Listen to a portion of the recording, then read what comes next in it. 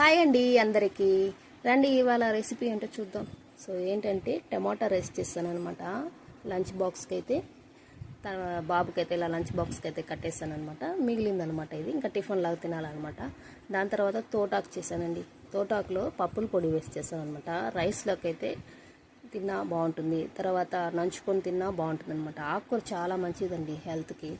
So అయితే daily తిన్నా కూడా మంచిదే అనమాట. ఇంకా ఓట్స్ అయితే ఇలా టిఫిన్ లాగా చేస్తాను అనమాట. మా వారికి అయితే అంటే మసాలా ఐటమ్స్ వేసి చేస్తానమాట. తర్వాత డ్రై ఫ్రూట్స్ అన్నీ వేసి ఇలా ఓట్స్ చేస్తానమాట. బీరకాయ కర్రీ చేశానండి. బీరకాయ కర్రీ కూడా సూపర్గా ఉంటుంది కదా. దాని తర్వాత ఇంట్లో అయితే పిండి అయిపోయింది. అయితే మేము నలుగురు అక్క చెల్లెలు అనమాట. పిండి వేసామంటే ఒకరికొకరు పంచుకుంటాం అనమాట. ఈరోజు నువ్వు వేసావా నేను వేసావా అని, అందరం దగ్గరే కదా ఉండేది, అందువల్ల అనమాట.